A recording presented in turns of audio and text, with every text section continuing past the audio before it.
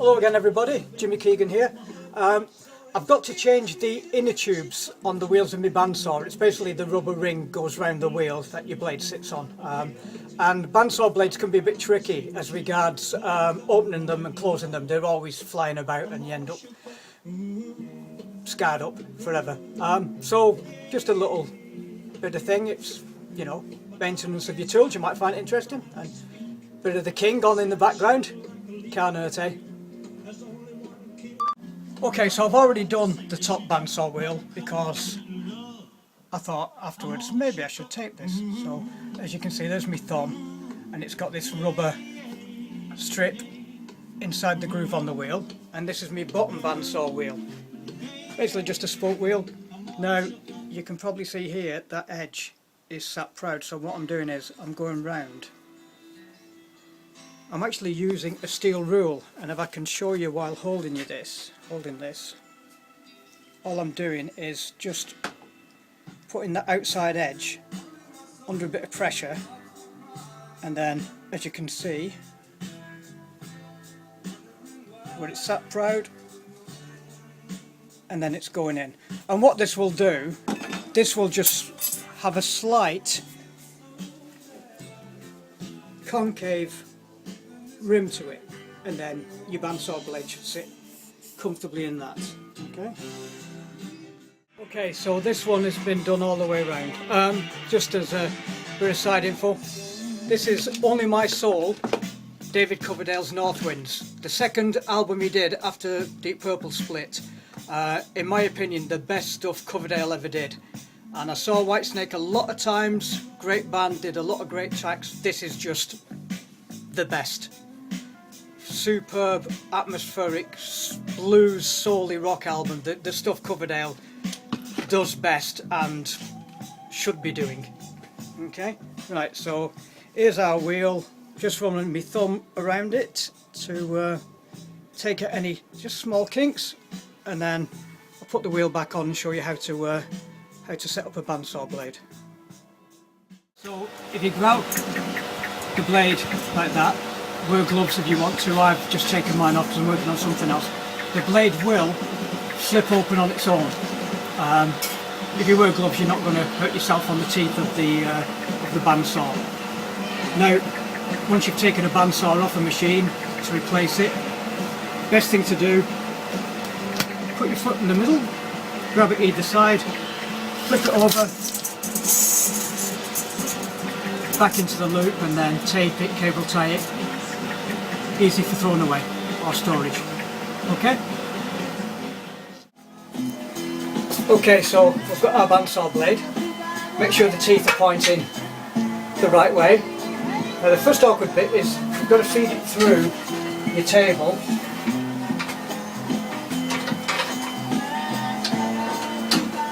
and get it through the bottom guard and through your locating pins, and it's going to sit between the locating pins that are tightened with an Allen screw each side, and then just sit flush against that roller guide for the back. Now you've got the other side, so you've got to get through that guide.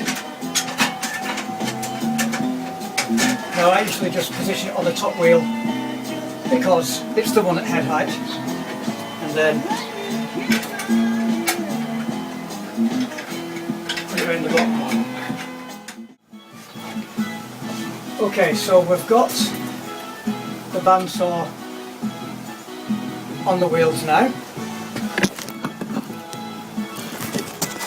as you can see, and obviously not under tension. So what we're going to do is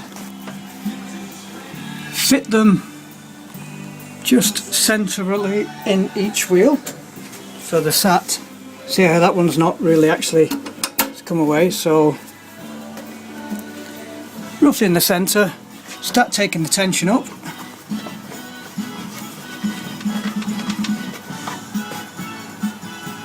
which is this knob located on the top of the bandsaw. I've tightened the tension up, so if you look at the blade now, it's sat between the locating pins, and it's just, the back of it is just against that guide wheel, and if you listen to the twang you can hear that it's quite taut. So what I'm going to do now is run the wheel, and after a few turns see how it's starting to come forward now. What I need to do is, this knob here is going to actually alter the tilt of the wheel. So I'm going to tilt it back slightly, roll it round a few times again. It's now seating somewhere a little bit more centrally.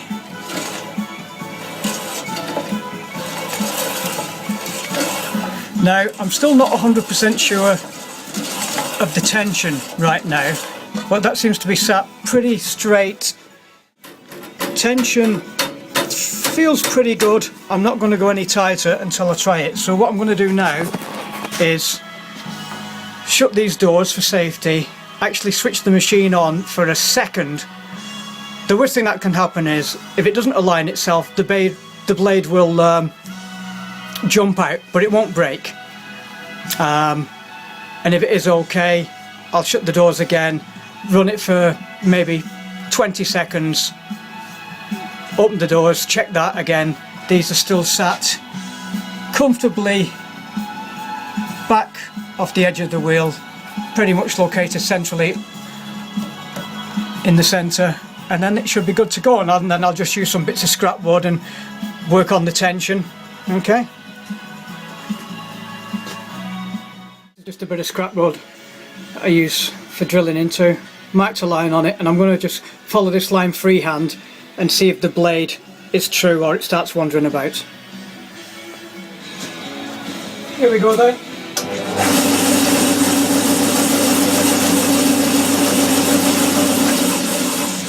Now see how this guard is slightly above the thickness of the wood, so I'm going to bring that down a little closer.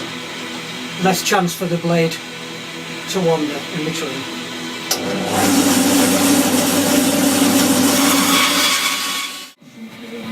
Now look at that.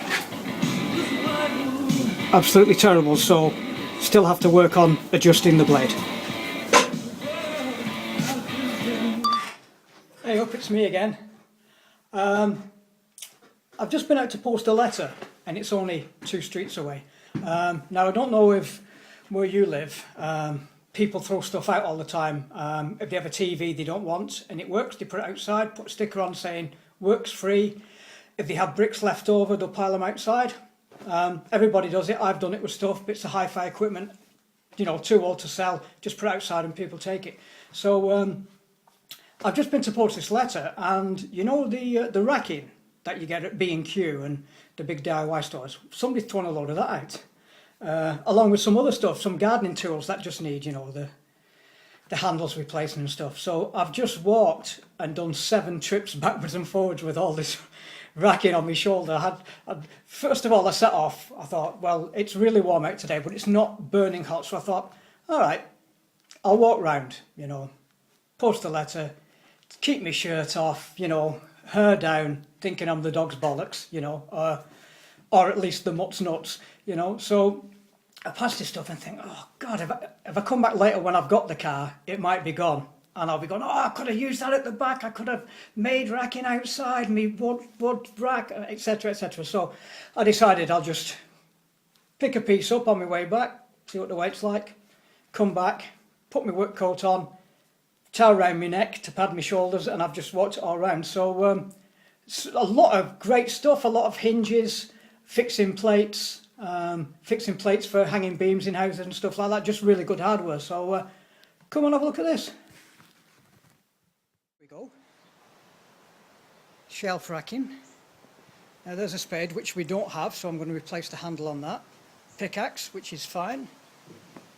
A hoe and a rake, which we do need, and I can just straighten all those teeth up in my vise. I can probably do that by hand. 5 minute of job. And then this tin pack full of really good quality hinges, a pry bar. You can never have too many pry bars. brackets, cable ties, roof fixing screws. So I've done really well out of all that. It was the inconvenience of having to lug it by hand, but you know, not too much of an inconvenience. Oh, and look at this thing.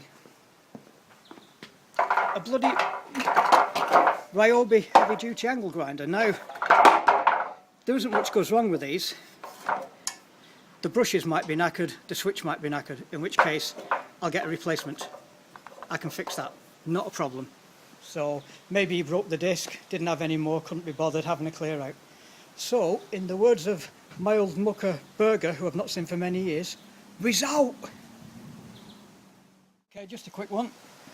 This is a garden tool somebody threw out yesterday, a rake head. All the teeth were badly bent. The handle very worn and weathered and split. So,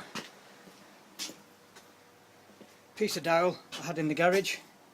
I'm just going to taper the end.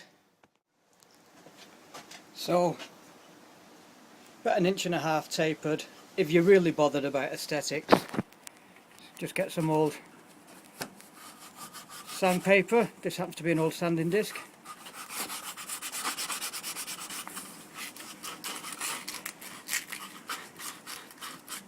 Give it a rub around, just take the rough edges off, okay? A little bit of Tarzan's grip just down the seal on the shaft, so make sure this bad boy never comes out again. Of course, if I ever have to replace it, that's going to be my problem.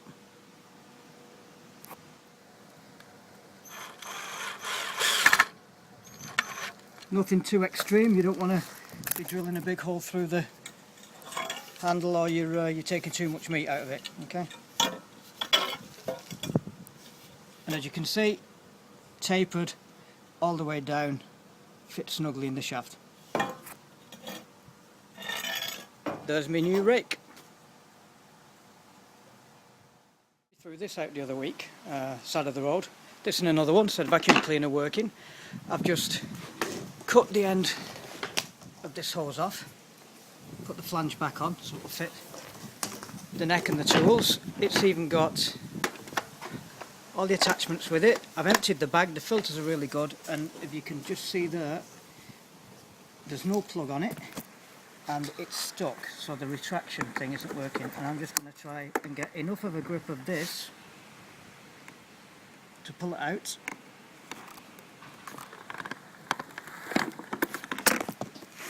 To see if I can get a plug on it. I've had a look in here, see what they've done. This is the end of the cable. They've actually cut the cable off, obviously kept it with a moulded plug for something else. So that's it. So I'm going to have to go to plan B, which is to actually piece this cable with another one. Make sure it's insulated properly so none of the wires can touch. And then I should be laughing. And I do have an old spool out of another vac. It won't fit, but it's certainly got a long enough cable, and I'll just make sure I make this a nice safe connection. Various diameters of heat shrink, that will do going around the cable. You can see it next to my finger, and then I've got some thinner stuff which will do the 2 individual live and neutral wires. So heat shrink over the neutral and the live, and then see if I can do this with one hand. That heat shrink, just a little bit further, goes over the 2 connecting cables, which is here, and then I'll just get a match, go around that, and that will shrink nice and tight. Everything will be safe. So there's the 2 pieces of cable connected, heat shrink around them, feed it back in, put it together, let's see if it works. Okay, here's my little vacuum cleaner. So, new power cord, plugged in. Now the proof is, let's turn it on, see what happens. Lots of matches, my hand for scale. Oh, look at here.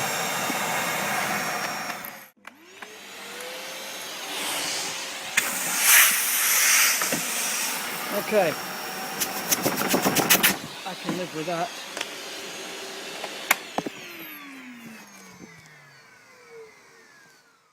So there you have it. One fixed vacuum cleaner now sucks like a $20 hooker or any Queen album after News of the World. Alright, couple of good tracks on jazz. I know, Fat Bottom Girls, great track, but don't even get me started on fucking Body Language later on, because when I think is that the same band that did the Prophet song, I don't know, just it makes me weep. And I was so chuffed when they got Paul Rodgers to do that with them. Not a great album, you know. The Queen stuff wasn't quite Queen enough for the Queen fans. The Rodgers stuff wasn't quite enough Rodgers. But the live shows, oh yes. Anyway, so there you have it. Some free gardening tools on the mend. Vacuum cleaner fixed for free. Doing the workshop. So I'm sure there'll be something else to fix or mend soon. Oh, and I actually did have a top on, but it started getting sunny again, so I had to take it off, you know. The warmer climes, what can I tell you? Now, today's beer of choice is Stowaway James Squire's IPA, a wonderful Australian beer, very reminiscent of Taylor's Landlord, Wadworth 6X, Courage Directors, really good pedigree beer. And I love it. Did I mention earlier that I love beer me? No? I love beer me. It's not actually that big. This is like, you know, look. I wish it were that big.